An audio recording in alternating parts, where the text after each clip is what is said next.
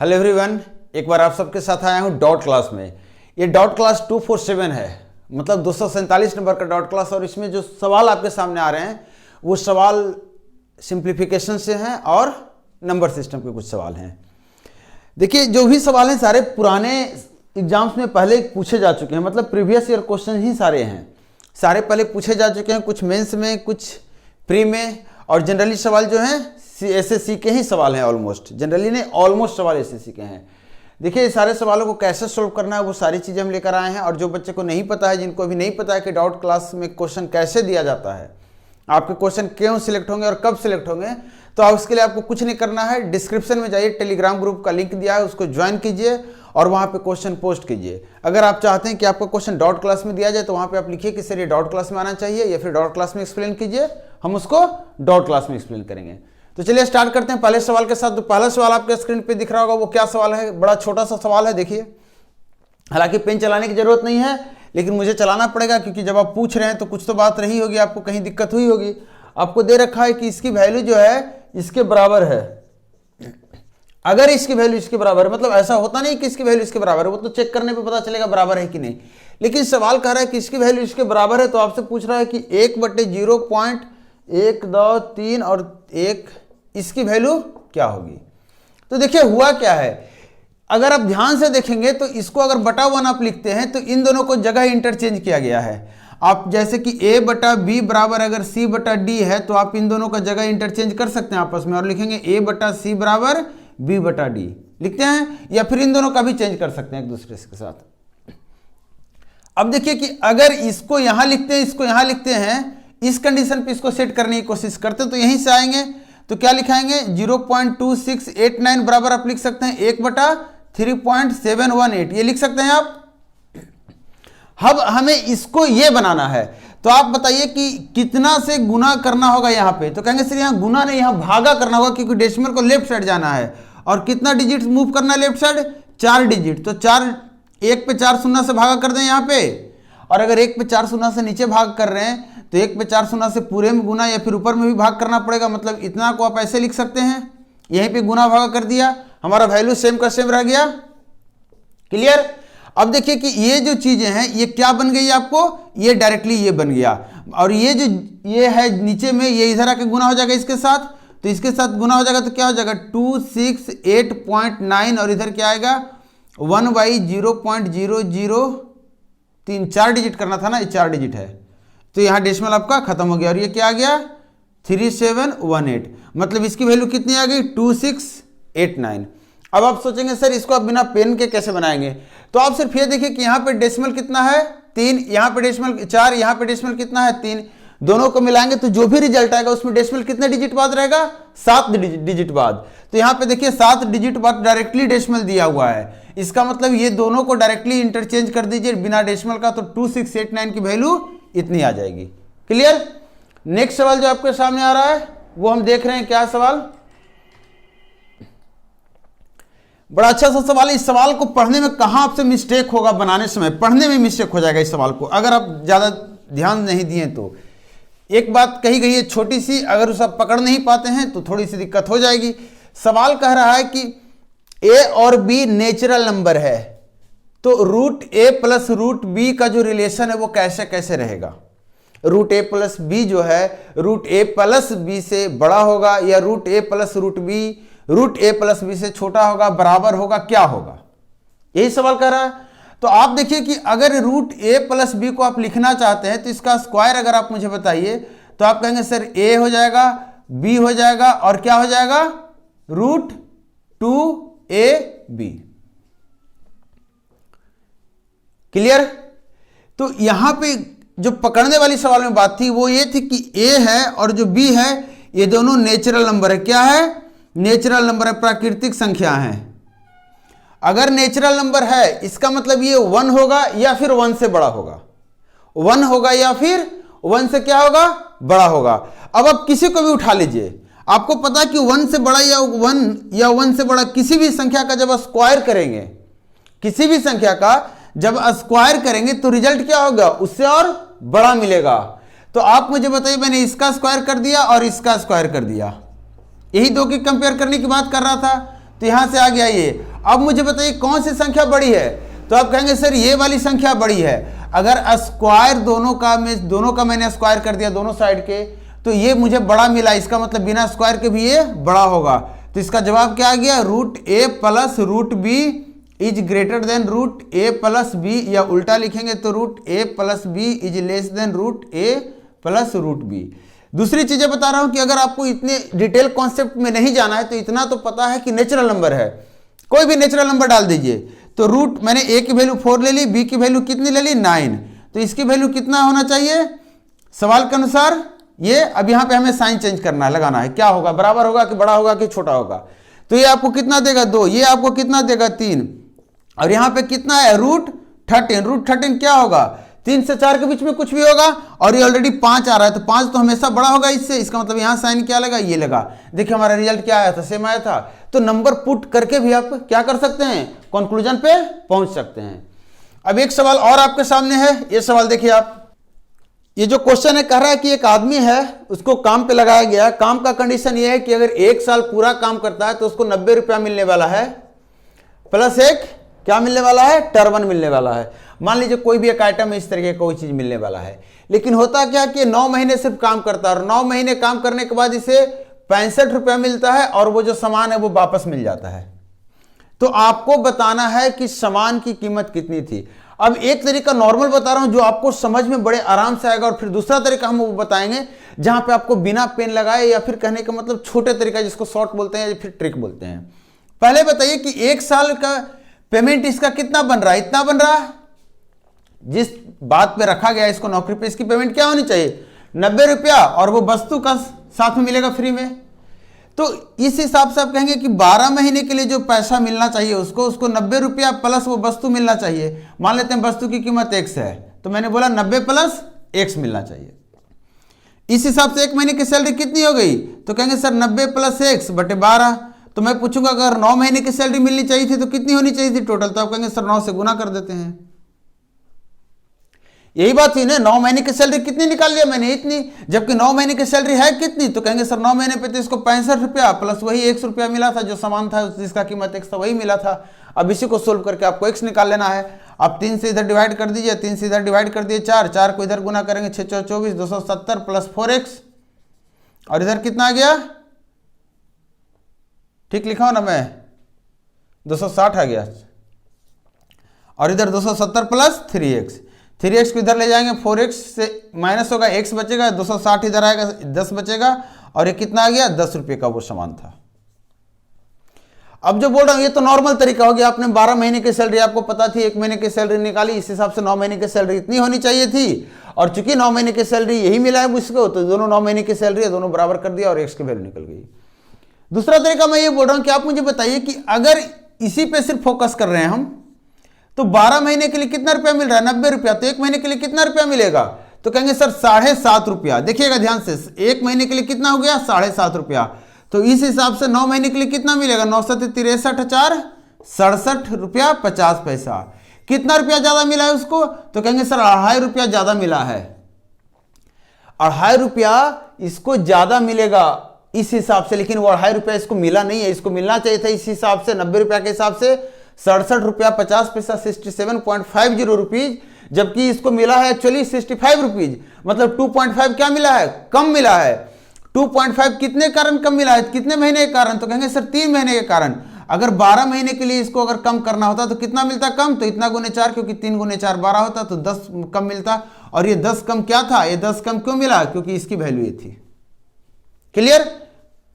अब नेक्स्ट सवाल आपके सामने जो आ रहा है, ये सवाल देखिए। ये जो सवाल है कह रहा है कि a number of friends decided to go on a picnic and plan to spend ₹108 on eatable। इसका मतलब खाने होने पे जो खर्चा है इस पे इसने सोचा कि सब लोग मिलकर 108 रुपया खर्चा करेंगे, इससे ज्यादा खर्चा नहीं करेंगे। फिर होता है क्या कि 3 of them however did not turn up as a consequence each one of the remaining had to contribute 3 more या 3 extra। तो आपसे पूछा the number of them who attended the picnic was, कितने लोग पिकनिक पे आए थे। बड़े अच्छा समझिएगा, अगर 100 लोग पिकनिक पे आए थे और उन लोग का प्लान था 22 रुपया हर लोग देंगे, तो टोटल खर्चा कितना होता, इतना होता। एक्स लोग अगर पिकनिक ज्वाइन करते और एक आदमी के ऊपर खर्चा 22 रुपये का पड़ता तो टोटल खर्चा कितना पड़ता है, एक्स गुना 22। और ये सवाल दिया हुआ है कितना ये खर्चा है, 108। मैं नहीं कर रहा हूं, सवाल कर रहा है। हुआ क्या है, कुछ लोग कम आए हैं, कुछ लोग कम आए हैं और कुछ लोग कितने हैं, 3 लोग कम आए हैं, जिसके कारण क्या हुआ है, एज ए रिजल्ट 3 रुपया सबको ज्यादा देना पड़ा है, 3 रुपया ज्यादा देना पड़ा है। मतलब एक्स की जगह पे कितने लोग हो गए हैं अब, एक्स माइनस 3, और रुपया पर हेड कितना बढ़ गया, 3 रुपये से। और इसकी वैल्यू कितनी दे रखी है, पैसा तो हमारा उतना ही खर्चा हो रहा है ना। आप इन दोनों को सोल्व करके एक्स और वाई निकाल लेंगे। आपसे पूछ रहा है कितने लोग अटेंड किए हैं, तो अटेंड कितने किए हैं, एक्स माइनस 3 लोग अटेंड किए हैं, ना कि एक्स हमारा टोटल जितने लोग तैयार थे पिकनिक के लिए वो हैं, और बाई हैं जब सारे लोग तैयार थे उस समय पर हेड कितना पड़ता वो। अब देखिए कि इसको इस तरीके से आप सोल्व कर लेंगे। अब मैं बात कर रहा हूं कि इसको करना क्या है, इसलिए मैंने ये लिखा है क्योंकि आप क्लियर, अब मैं बताऊंगा तो आपको समझ में आ जाएगा कि मैं ये बोलना चाह रहा हूं कि जो नंबर ऑफ पर्सन है, नंबर ऑफ फ्रेंड्स हैं और पर हेड जो खर्चा है, ये दोनों का गुणनफल कांस्टेंट है। इसका मतलब कि पहले एक्स लोग पिकनिक के लिए तैयार थे, तो अब कितने लोग तैयार हैं, एक्स माइनस 3। पहले एक्स लोग तैयार थे पिकनिक के लिए, अब एक्स माइनस 3 लोग तैयार थे। ये पहले की बात है, प्रीवियस, और ये नाउ। अब इतना ही लोग पिकनिक पे आए हैं, तो इसका जब उल्टा करेंगे तो एक्स माइनस 3 निकलेगा और एक्स निकलेगा। ये क्या निकल कर आएगा, तो कहेंगे सर ये पर्सन का नंबर हो गया, नंबर ऑफ पर्सन, और ये पर हेड क्या हो गया, चार्ज या फिर कॉस्ट, जो खर्चा आ रहा है पर हेड। ये उल्टा हो जाएगा क्योंकि दोनों का प्रोडक्ट क्या है, बराबर है। दोनों का प्रोडक्ट क्या है, बराबर है, हर हाल में कांस्टेंट है। तो आप मुझे बताइए कि अगर पहले पर हेड खर्चा इतना था तो अब इतना हो जाएगा, उल्टा हो जाएगा। सवाल भी यही कह रहा है कि पहले जो खर्चा था और अब जो खर्चा है, अब 3 रुपया ज्यादा बढ़ गया, यहां भी 3 रुपया बढ़ रहा है। बात क्लियर है कि नहीं। देखिए यहां पहले एक्स माइनस 3 खर्चा हो रहा था, अब एक्स खर्चा हो रहा है, मतलब 3 रुपया ज्यादा खर्चा हो रहा है। तो अगर इतना ये बात ट्रू हो गई है जब मैंने इसको लेकर चला था, इसका मतलब टोटल कॉस्ट कितना आएगा, एक्स इंटू एक्स माइनस 3। तो x इंटू एक्स माइनस 3, और यही टोटल कॉस्ट कितना है, 108। अब देखिए 12 गुने 9 करेंगे तो 108 आता है। इसमें से बड़ा कौन है, x, तो बड़ा के बराबर, तो x की वैल्यू कितनी हो गई, 12। x की वैल्यू 12 हो गई। आपको पता है पहले लोग कितने थे, x मतलब पहले 12 लोग थे, अब कितने लोग काम साथ में पिकनिक पे आए हैं, कितने, 3 कम हो गए थे, तो कितने आए, यहाँ 12 डाल के 9 ले लीजिए, या फिर आप डायरेक्टली, आपको पता है कि 3 लोग कम आए हैं, तो 12 अगर टोटल थे तो 3 लोग कम आए, मतलब 9 लोग पिकनिक पे आए हैं। देखिए नेक्स्ट सवाल क्या कह रहा है, इस सवाल को पढ़िए। इस तरह का सवाल मैंने कराया था, आप फिर से देखिए इस सवाल को। करा इन ए 2 digit number if it is known that its unit digit exceeds its 10th digit by 2। जो इकाई का अंक है, जो यूनिट प्लेस का अंक है, वो दहाई के अंक से कितना बढ़ जाता है, 2 बढ़ा हुआ है, ऐसा सवाल कह रहा है। अब आगे जो सवाल कह रहा है, बोल रहा है कि and that the product of given number and the sum of its digit is equal to 144। Product of given number, तो गिवन नंबर का प्रोडक्ट, ये नंबर कैसे निकालेंगे आप, तो आप कहेंगे इससे दहाई स्थान को 10 से गुना करेंगे, इकाई स्थान को ऐसे ही जोड़ देंगे, या फिर 1 से गुना करके जोड़ेंगे, तो वो नंबर हो जाएगा 11/+2। ये संख्या आपको मिलकर आ गया। और बोल रहा है कि इसके डिजिट्स का सम, इसके डिजिट्स का सम क्या हो गया, 22/2, और क्या आ गया, 2/+2। बोल रहा है इन दोनों का जो प्रोडक्ट है ये 144 है। तो आपको बताना क्या है, आपको बताना कि वो नंबर क्या था। ये तो आपका तरीका हो गया, लेकिन इस तरह के सवाल में आप हमेशा कोशिश कीजिए, हमेशा कोशिश कीजिए कि जो ऑप्शन से आप उससे करें। तो सबसे पहले ऑप्शन में यही कह रहा था कि इकाई का जो अंक है दहाई से 2 ज्यादा है, तो ऑप्शन देखिए किसमें इकाई का अंक दहाई से 2 ज्यादा है, तो कहेंगे सर 46 में भी ये बात सही हो रही है और 24 में भी। बस 2 ऑप्शन है आपको चेक करने हैं, 2 ऑप्शन चेक कीजिए, आपको एक ऑप्शन करेक्ट मिलेगा। हम इसको आपको सोल्व करके बता दे रहे हैं। तो इसको मल्टीप्लाई करेंगे तो क्या मिल जाएगा, 11/+2, और यहाँ पे कितना हो गया, 2 कॉमन ले लिया तो y+1, और ये कितना आ गया 144। आप अगर दिमाग में बाद में बात ये आती है कि इसको मैं ऑप्शन से भी ट्राई कर सकता हूं, तो आप यहां भी ऑप्शन लगा के देख सकते हैं। बाई हमारा क्या है, तो बाई कहेंगे सर 10th प्लेस का डिजिट है। आपके पास पता है 46 या 24 में 4 जो है और 2 है, यही 10th प्लेस है। 2 डालकर चेक कीजिए बाई क्या काम कर रहा है कि नहीं, तो कितना आ गया 22×2 24, और यहाँ कितना आ गया 3। आपका आ गया जवाब सही। इसका मतलब क्या है, बाई 2 है। और ये जवाब क्या हो गया, इसका मतलब वो संख्या कितनी थी, 24 थी। आप ऊपर से भी देख सकते हैं संख्या कितनी थी, 24 थी। आप क्वाड्रेटिक को सोल्व करना चाहते हैं, सोल्व कीजिए, आपको रिजल्ट सेम आने वाला है। नेक्स्ट सवाल जो आपके सामने है, ये सवाल देखिए। ये जो सवाल है, देखिए सवाल क्या कह रहा है। सवाल में एक छोटी सी कहानी कही गई है और इस कहानी को आपको जैसे जैसे कही गई है वैसे वैसे पालन करना है। कहानी का नियम पालन करेंगे, आपको जो कहानी का जो रिजल्ट होता है वो समझ में आता है। उसी तरीके से यहाँ भी रिजल्ट जो होगा निकल कर आ जाएगा। देखिए कहानी क्या कह रहा है, एक नंबर है, मैंने बोला नंबर ठीक है भैया, n हो गया। बोल रहा है एक नंबर है जिसमें 7 को जोड़ा गया है और उसके बाद जो रिजल्ट आया उसमें 5 से गुना किया गया है। अब बोल रहा है कि जो रिजल्ट आया, जो प्रोडक्ट आया उसको 9 से डिवाइड किया गया है, इसके बाद 3 को सब्ट्रैक्ट किया गया है कोसेंट से, और रिमाइंडर इस तरीके से क्या आता है 12। तो आपको बताना ओरिजिनल नंबर क्या है।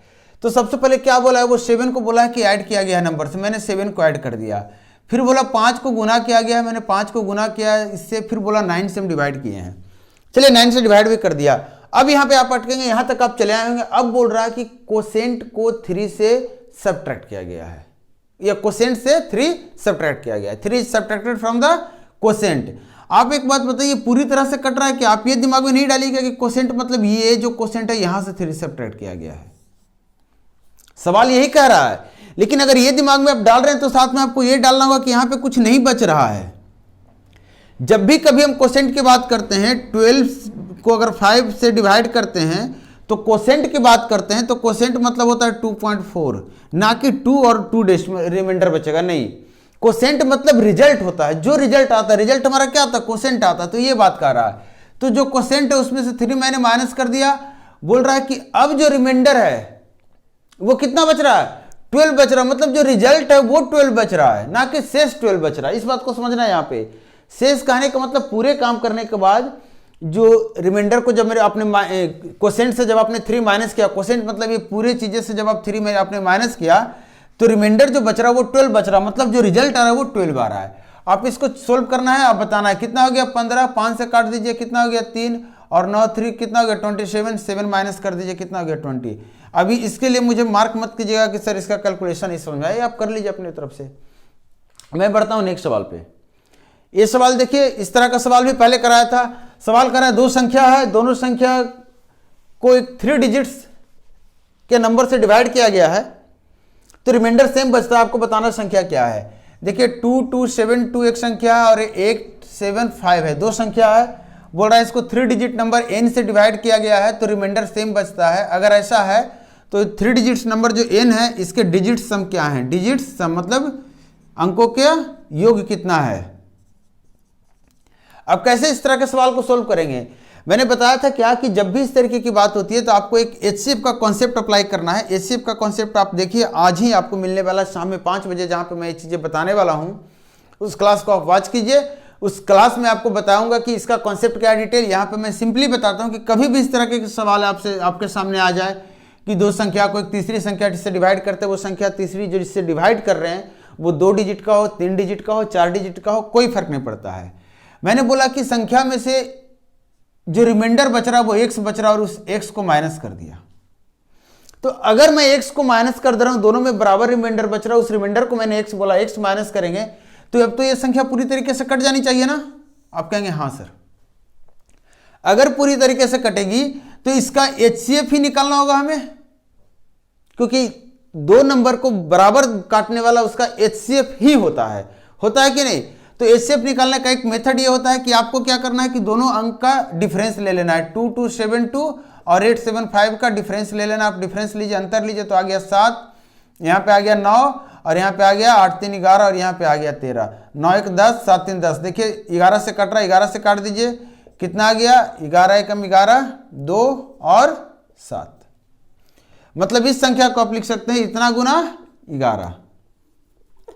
अब आते हैं सवाल पे, मैंने क्यों ऐसा लिखा या फिर और भी कुछ रीजन है, सब कुछ बता रहा हूं। सबसे पहले आपको बताया कि इसका जो संख्या, इसका जो एलसीएम HCF होगा, HCF ही वो संख्या होगा जो दोनों को बराबर काटेगा और रिमाइंडर नहीं बचेगा। HCF निकालने का मैंने बताया कि दोनों का अंतर ले लीजिए और इसका जो रिजल्ट आता है या तो HCF ये खुद होता है या फिर इसका कोई एक फैक्टर्स HCF होगा, ये फिक्स है। बात पकड़ में आ रही है, या तो HCF ये खुद होगा या फिर इसका कोई एक फैक्टर होगा।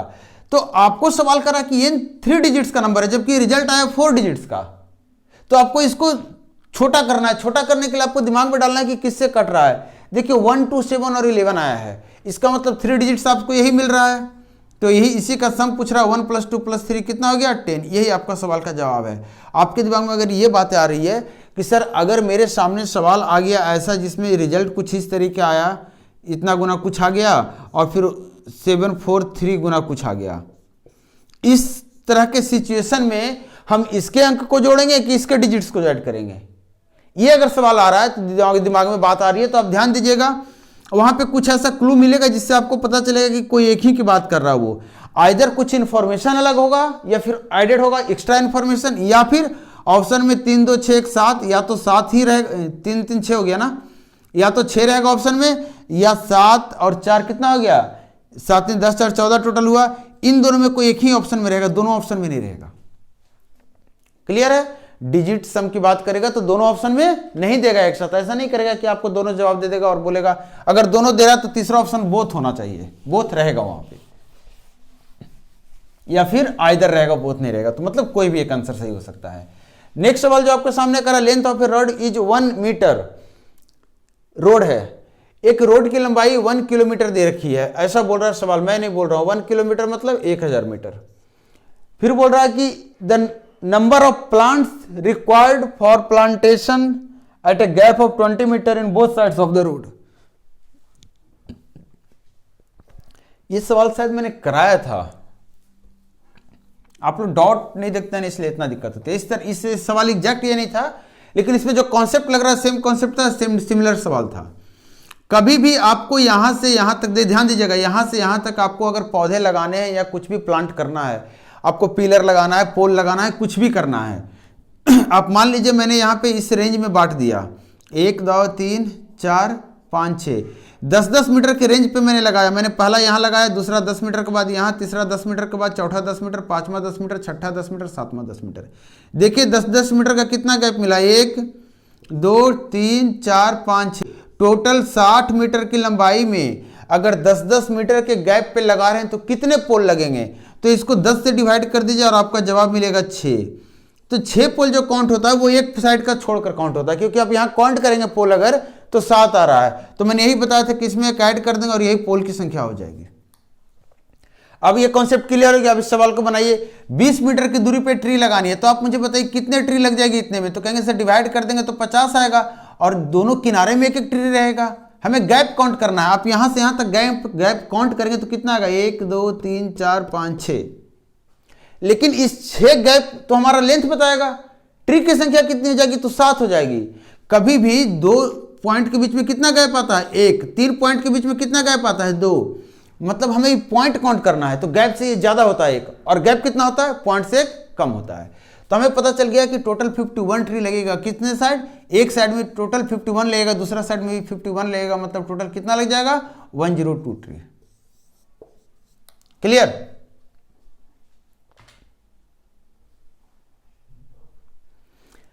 ये जो सवाल है, इस सवाल को देखिए, कह रहा है कि टोटल 50 बॉक्स हैं और 50 आदमी है।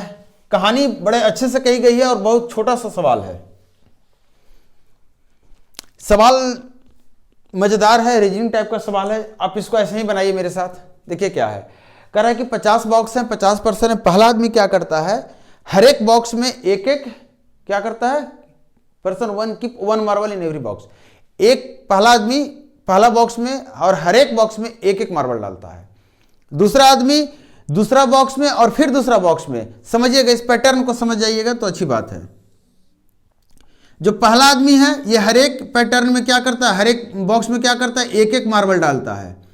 जो दूसरा आदमी है वो सबसे पहले किस में डालेगा, दूसरा में, और फिर एक छोड़कर फिर दूसरा में। यहां से जब डाल दिया तो यहां से फिर दूसरा में, फिर दूसरा में, फिर दूसरा में, फिर दूसरा में, इस तरीके से डालेगा। जो तीसरा आदमी है वो पहले डालेगा तीसरे में और फिर डालेगा तीसरे में और फिर डालेगा तीसरे में।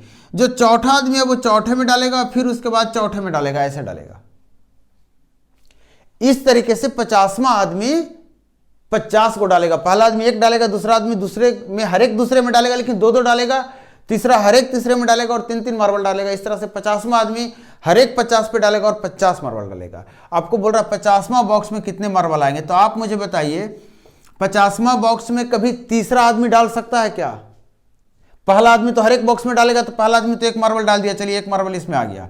दूसरा आदमी हर एक एक छोड़कर डालेगा, तो पहला में डालेगा, उसके बाद किस बॉक्स में डालेगा? दूसरा में डालेगा? नहीं डालेगा, तीसरा में डालेगा। उसके बाद किस में डालेगा?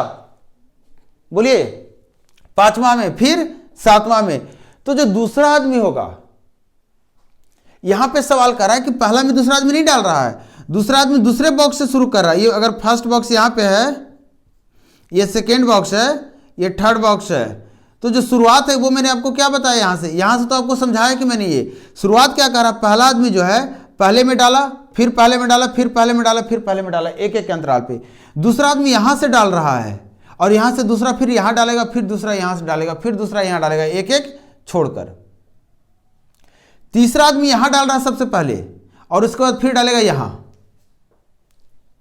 मतलब जो संख्या, अगर छठे बॉक्स की बात कर रहे हैं तो छठे बॉक्स में पहला आदमी भी डालेगा, दूसरा आदमी भी डालेगा, क्योंकि दूसरा दूसरे में डालेगा, फिर चौथे में डालेगा, फिर छठे में डालेगा, तीसरा आदमी तीसरे में डालेगा, फिर छठे में डालेगा। तो छठे में कौन कौन डालेगा? जो उसका फैक्टर होगा, जिससे वो संख्या कट जाएगी।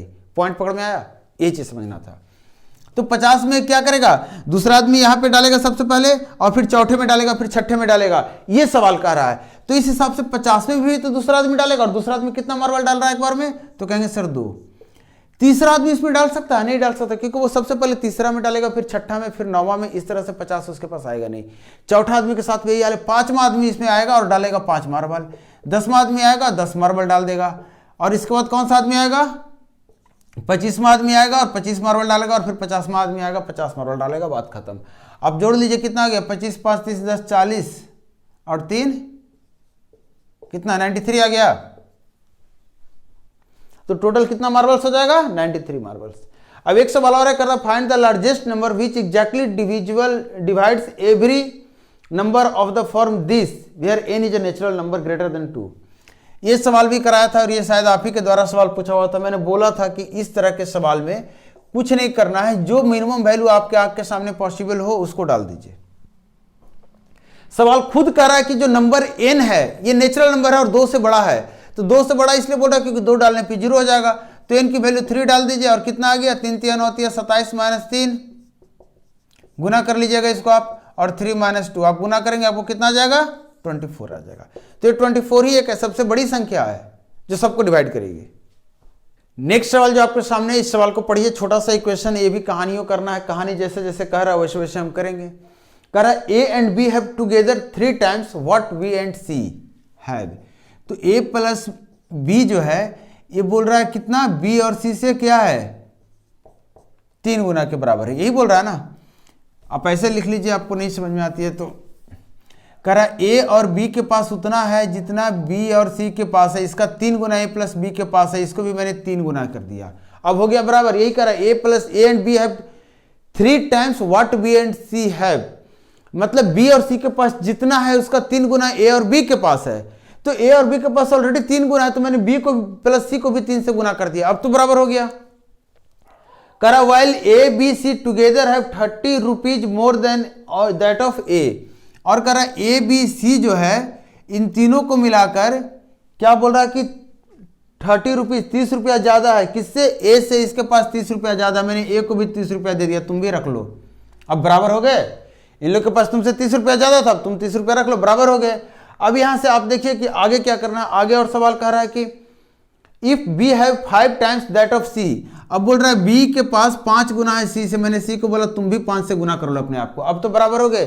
3 इक्वेशन, 3 वेरिएबल, फटाफट सोल्व कीजिए। कैसे सोल्व करेंगे? देखिए A से मैंने A काटा, B प्लस C 30 हो गया, और B बटा C यहां से अगर करेंगे आप तो 5/1 हो गया। B और C का रेशियो क्या हो गया? 5:1। टोटल कितना हो गया? 6 यूनिट। 6 यूनिट की value B plus C 30, 1 unit की वैल्यू कितना हो गया? 5, तो 5 यूनिट की वैल्यू 25। B के पास कितना हो गया? 25। C के पास कितना हो गया? 5। अब अगर B के पास कितना है? 25 है, C के पास 5 है, तो A के पास नहीं निकाल लेंगे। B प्लस C आपको पता है कितना है? 30 है, यहाँ 30 डाल दीजिए, 30 या 90 हो गया।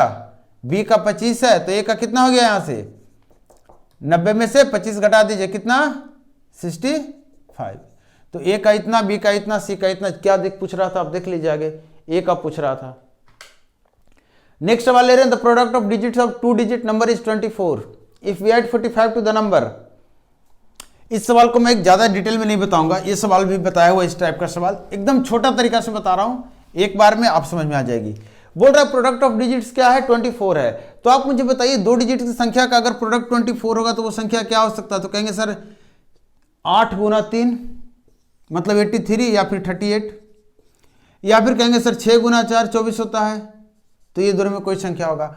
आपको कह रहा है कि जब 45 को ऐड किया गया था तो नया जो नंबर निकला था वो नंबर डिजिट्स को बदलने के बराबर हो गया था। देखिए इन दोनों का अंतर 65 है कि नहीं है, यहां तो मुझे नहीं दिख रहा है, तो यहीं पे दिख रहा है। तो वो नंबर क्या है? 38 है, क्योंकि 38 में ऐड करने के लिए बोल रहा था। तो इसमें ऐड करेंगे तो उल्टा नंबर आएगा कि इसमें ऐड करेंगे तो ये आएगा? तो कहेंगे सर इसमें ऐड करेंगे तो ये आएगा। तो इसमें जब आप ऐड करेंगे तो नंबर ओरिजिनल ये तो उल्टा वाला नंबर है, मतलब ओरिजिनल नंबर क्या हो गया? 38।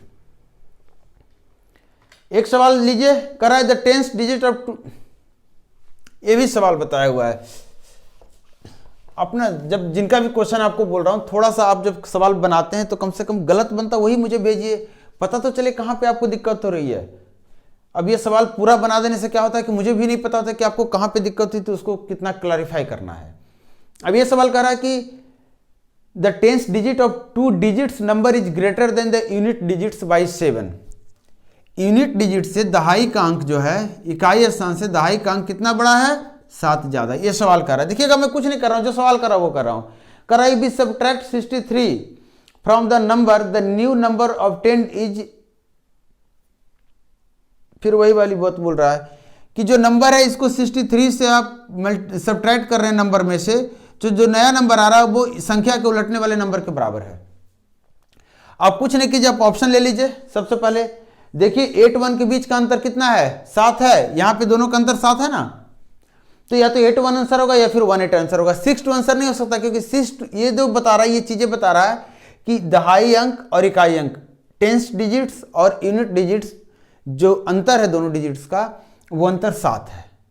तो आप देखिए ऑप्शन में अनुसार आपके पास 81 और 18 दो ही ऑप्शन बचा है। आप मुझे बताइए अगर 81 में आप माइनस करेंगे 63 तब 18 आएगा, या फिर 18 में माइनस करेंगे 63 तब 81 आएगा? तो आप कहेंगे सर 81 में माइनस करेंगे, मतलब वो नंबर क्या था? 81 ही था, क्योंकि बाद वाला रिजल्ट बोल रहा है उल्टा वाला नंबर का है। अब देखिए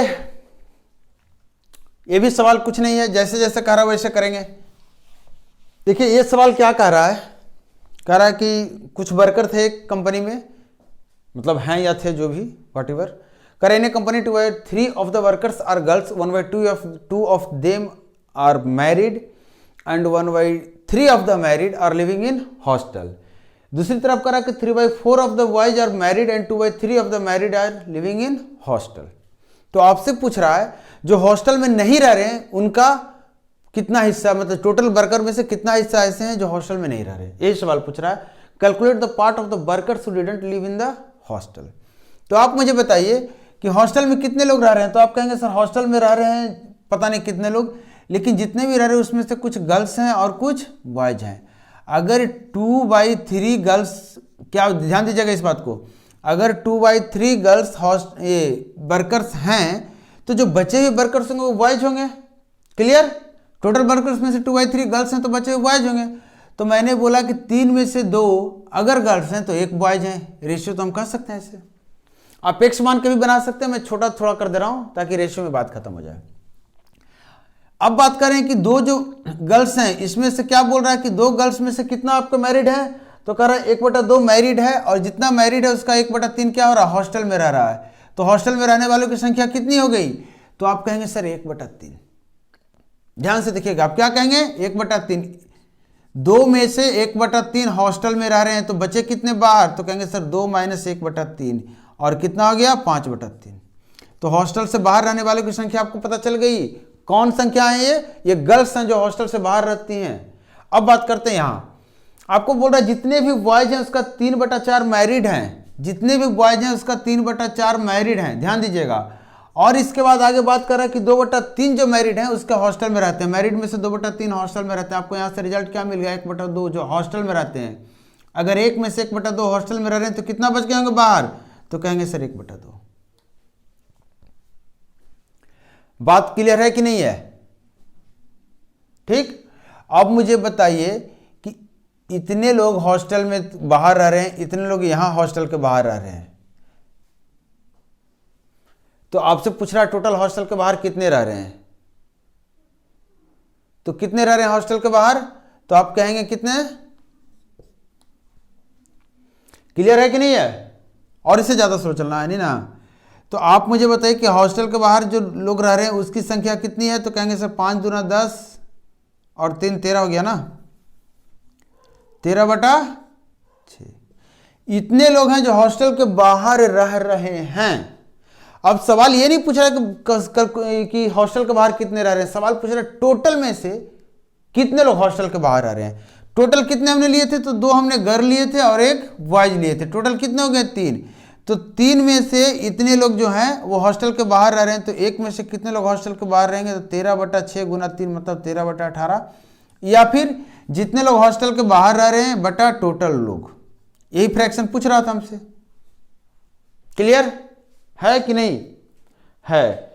एक सवाल और ले रहे हैं, देखिए इस सवाल को, ये भी ऐसे ही सवाल है, सब ये सब सिंप्लीफिकेशन का चीज है, बहुत कुछ इसमें नहीं होता। इसमें जस्ट जैसे सवाल कहता है वैसे कहते हैं, इसको वर्ड प्रॉब्लम बोलते हैं, जो कि उलझाने की कोशिश करता है। हालांकि यहाँ पे कोई ऐसा सवाल नहीं भी दिखा जिसमें आपको उलझना चाहिए था। अभी जो सवाल है कर रहा है ABCD purchase a gift worth ₹60, मतलब चारों मिलकर एक गिफ्ट खरीदता है, A + B + C, और ये टोटल खर्चा जाता है ₹60 का। अब देखिए क्या कह रहा है कि ए जो है, ए जो पे करता है वो 1/2 ऑफ व्हाट अदर्स पे, मतलब B + C + D जितना पे करता है उसका 1/2 ये पे करता है। ध्यान दीजिएगा, उसका 1/2 ये पे करता है। तो आप यहाँ से अगर मैं आपको बोलूँ कि यहाँ से रेशियो लेकर चलते हैं अगर थोड़ा सा, तो आप मुझे बताइए कि ये अगर ये जो है ये अगर 2 पे कर रहा होगा तो कितना पे करेगा, ये इसका 1/2 मतलब 1। इक्वेशन नहीं बना रहे हैं हम, ऐसे लिख रहे हैं, कोई दिक्कत। अगर मैं बोलूं कि ए जो है 1 पे कर रहा है, क्या बोल रहा है, ए जो है टोटल बाकी लोग जितना पे कर रहे हैं उसका आधा पे कर रहा है, बाकी लोग जितना पे कर रहे हैं उसका आधा, मतलब बाकी लोग 2, तो फिर ये किए। इसी तरीके से आगे बोल रहा है कि बी जो है 1/3 पे करता है बाकी लोगों की तुलना में। तो बी के बारे में बात कर रहा है कि जो बी है ए, सी और डी की तुलना में 1/3 पे करता, मतलब अगर ये 3 कर रहा होगा तो फिर ये ए पे कर रहा होगा। एक कहानी और कही गई है, कह रहा सी जो है अदर्स की तुलना में 1/4 पे करता है, तो सी कितना पे कर रहा है अदर्स की तुलना में 4। अदर्स हैं कौन, A + B और D, मतलब अदर्स अगर 4 पे करेंगे तो सी कितना पे करेगा 1। आपको एक बात समझ में आ रही है, यहाँ पे 1 और 4 5 टोटल पेमेंट हो रहा है, यहाँ पे 4 हो रहा है, यहाँ पे 3 हो रहा है, ऐसे कैसे हो रहा है, सब बराबर होना चाहिए ना, होना चाहिए कि नहीं होना चाहिए। दूसरी बात है आप सीधा अगर यहाँ से भी तुलना कर सकते हैं, सब मिलाकर टोटल कितना होना चाहिए, 60 होना चाहिए। तो इसी को 60 बना दीजिए, 2 1 3 है, 3 यूनिट की वैल्यू 60, ध्यान दीजिएगा 3 यूनिट की वैल्यू 60, तो 1 यूनिट की वैल्यू 20, तो ये कितना आ गया 20 से गुना हो गया और हो गया 20 और ये हो गया 40। मतलब आपको ए निकल कर आ गया। निकालना क्या है आपसे, what is the amount paid by D, D का निकालना हमें, ए का निकल गया हमें, बी का निकालेंगे, 3 और 1 कितना होता है 4, 4 से इसको 4 यूनिट की वैल्यू कितनी हो गई 60, 1 यूनिट की 15, तो इसको कितना निकल कर आ गया 15, 4 1 5, 5 यूनिट की वैल्यू कितनी हो गई 60, ध्यान दीजिए 5 यूनिट की वैल्यू 60, तो 1 यूनिट की वैल्यू 12, तो सी की वैल्यू कितनी हो गई 12। आप मुझे बताइए ए 20 पे कर रहा है, 60 में से 20 हटा दीजिए 40 बचा, 40 में से फिर 15 बी का हटा दीजिए, 25 बचा, 25 में से सी का हटा दीजिए 12, तो बचेगा डी के हिस्से में कितना 13। डी मात्र 13 रुपया पे कर रहा था। ये हमारा क्वेश्चन था। अब एक 2 क्वेश्चन मेरे पास आए हैं आखिरी मोमेंट पे, जिसको मैं डॉट में इंक्लूड करने जा रहा हूं।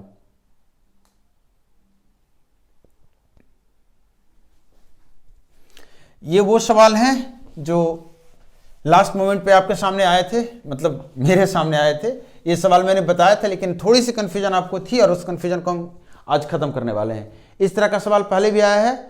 देखिए सवाल क्या कह रहा है, सवाल को थोड़ा सा मुझे सीधा करना पड़ेगा, और ये सवाल जो है, देखिए सवाल क्या कह रहा है, हैंड रिटन है, थोड़ा सा पढ़ने की कोशिश कीजिए, मैं पढ़ दे रहा हूं एक बार। कह रहा है एक रिक्शा चालक पैडल बल लगाता है जो कि 50 सेंटीमीटर व्यास की पुली के साथ बंधा है तथा पुली को प्रति मिनट 40 चक्कर चलाता है। पट्टे द्वारा यह चाल 20 सेंटीमीटर व्यास की अन्य पुली को प्रेषित की जाती है। पुली रिक्शा के 90 सेंटीमीटर व्यास के पहिए को घुमाती है। रिक्शे की औसत गति किलोमीटर पर आवर, या फिर औसत गति पूछ रहा आपसे। सबसे पहले एक बात बता देना चाह रहा हूं, अगर छोटी पुली यहां पे लगी है, ध्यान देना, छोटी पुली यहां पे लगी है, इसकी जो रेडियस है इसको मैंने बोला स्मॉल आर। यहां से मैंने एक फीता लगाया यहां पे, और यहां पे एक बड़ी सी पुली लगा दिया, तो यहां से कुछ इस तरीके से फीता इसके ऊपर आएगा, या फिर चेन कहेंगे, इसके ऊपर आएगा और इस तरीके से मूव करेगा। ध्यान देना है, इसका रेडियस मैंने बोल दिया बड़ा आर। अब यहां से मैंने एक चेन और लगा दिया, एक छोटी सी पुली लगा दी, ये चेन इसका इसके ऊपर है। क्या होता है इसमें ये समझिए, कितनी भी पुली आप लगा दीजिए, कैसे भी लगा दीजिए, कोई फर्क नहीं पड़ता। क्या फर्क पड़ता है, क्या चीज आपको समझना है, वो ये है कि आप देखिए कि प्रैक्टिकली दिखाने के लिए ऐसा किया हूं मैं।